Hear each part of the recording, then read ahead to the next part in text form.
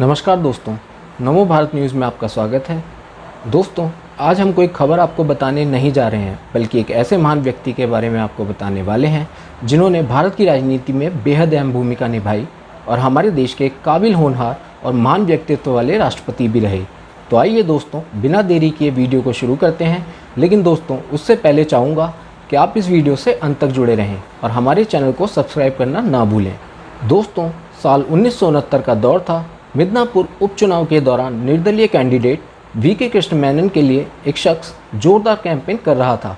तत्कालीन पीएम इंदिरा गांधी ने उसका राजनीति को लेकर जोश और जज्बा देखा और कांग्रेस पार्टी का सदस्य बनने का न्योता दिया। उसने हामी भर दी। इसके बाद उस शख्स ने कभी पीछे मुड़कर नहीं देखा और राजनीति में कामयाबी की सीढ़ियां तेजी से चढ़ता चला गया। रक्षा, वित्त, विदेश जैसे बड़े मंत्रालय संभाले। हालांकि प्रधानमंत्री ना बन पाने की कसक हमेशा मन में रही। 2 बार ऐसे मौके आए, लेकिन हसरत पूरी नहीं हुई। बाद में वो शख्स भारत का 13वां राष्ट्रपति बना। जी हाँ, आज हम किस्सा सुनाएंगे कांग्रेस के दिग्गज नेता प्रणब मुखर्जी का। दोस्तों, 11 दिसंबर 1935 को बंगाल के बीरभूम इलाके के मिराटी में जन्मे प्रणब मुखर्जी के बचपन का नाम पोल्टू था। उनके पिता का नाम कामदा किंकर मुखर्जी और माता का नाम राजलक्ष्मी मुखर्जी था। कामदा किंकर भारत के स्वतंत्रता संग्राम का हिस्सा थे और 12 साल तक कांग्रेस की ओर से पश्चिम बंगाल विधान परिषद के सदस्य रहने के साथ साथ एआईसीसी के मेंबर भी थे। ब्रिटिश राज की खिलाफत करने के लिए उनको 10 साल जेल भी काटनी पड़ी थी। यानी कहा जाए कि प्रणब मुखर्जी को राजनीति के गुण घर से ही मिले तो गलत नहीं होगा।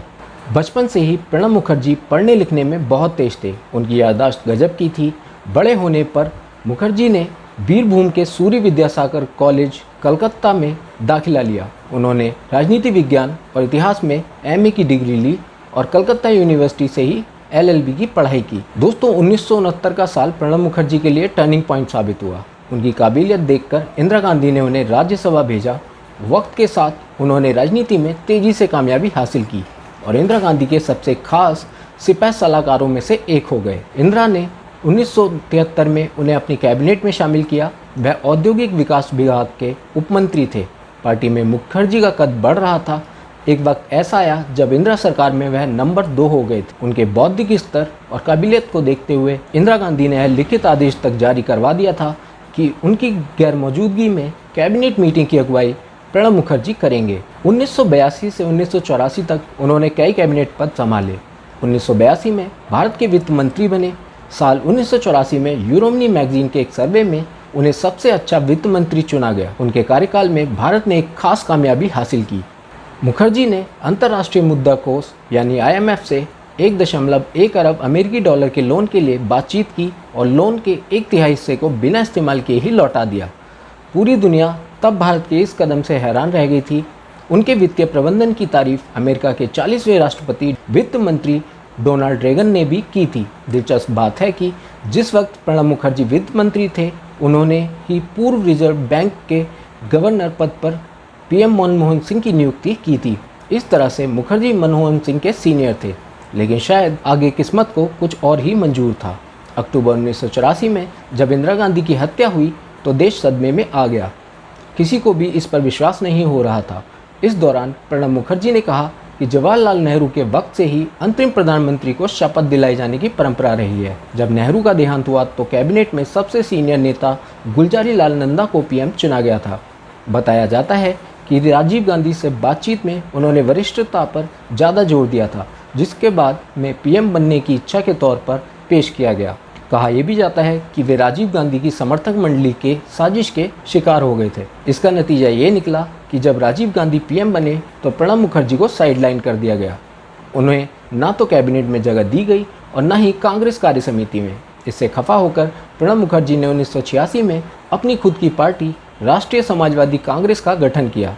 हालांकि बाद में जब राजीव गांधी से उनकी सुलह हो गई तो 1989 में उनकी पार्टी का कांग्रेस में विलय हो गया। 1991 में राजीव गांधी की हत्या कर दी गई। देश शोक में डूब गया। नरसिम्हा राव पीएम बने तो उन्हें 1991 में प्लानिंग कमीशन का अध्यक्ष बनाया गया। 1995 में वह विदेश मंत्री बने। तब तक पार्टी में प्रणब मुखर्जी का कद बहुत ऊंचा हो चुका था। 1998 में बात सोनिया गांधी को पार्टी की कमान सौंपने की आई तो मुखर्जी ने ही इसकी पटकथा लिखी थी। 2004 के लोकसभा चुनाव में अटल बिहारी वाजपेयी की सरकार हार गई और यूपीए ने सरकार बनाई तो हर किसी के जहन में था कि पीएम कौन बनेगा।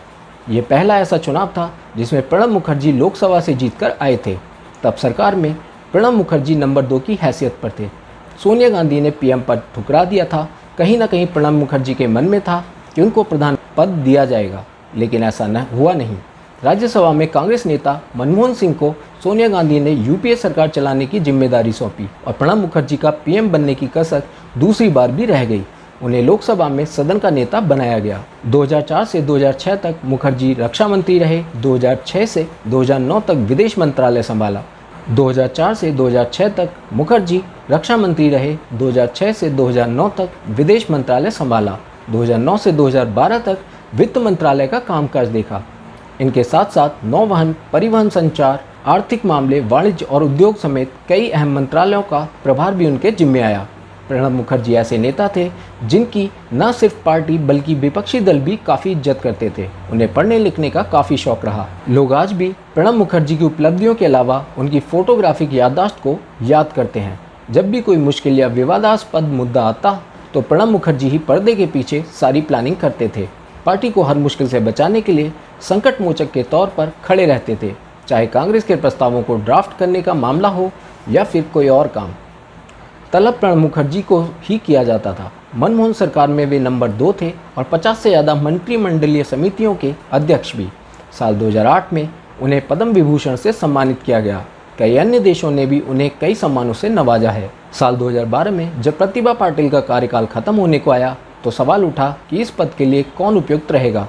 हालांकि कहा जाता है कि पहले राष्ट्रपति पद के लिए सोनिया गांधी की पसंद तत्कालीन उपराष्ट्रपति हामिद अंसारी थे, लेकिन बाद में कांग्रेस ने राष्ट्रपति पद के उम्मीदवार के तौर पर उनका नाम आगे किया। लेकिन उससे पहले की कहानी हम आपको बता रहे हैं। एनडीए ने प्रणब दा के सामने पीए संगमा को खड़ा किया। 26 जून 2012 को मुखर्जी ने सरकार से इस्तीफा दे दिया। चुनाव हुए तो मुखर्जी को 7,13,763 वोट मिले और संगमा को 3,15,987। 25 जुलाई 2012 को प्रणब दा ने राष्ट्रपति पद की शपथ ली। उनके कार्यकाल में कभी विपक्ष उनसे खुश दिखा, कभी सरकार खुश दिखी, कभी विपक्ष। उन्होंने सरकार के बार बार अध्यादेश लाने के सिलसिले पर सवाल उठाए, लेकिन उन्हें लौटाया नहीं। मॉब लिंचिंग को लेकर भी अपने विचार रखे। कई बार उन्होंने जवाहरलाल नेहरू और इंदिरा गांधी के शासन की तारीफ की। उन्होंने अजमल कसाब, अफजल गुरु और याकूब मेमन समेत 30 दया याचिकाओं को खारिज कर दिया। गुजरात के आतंकवाद विरोधी बिल, राज्य सरकारों के 2 बिलों को मंजूरी नहीं दी।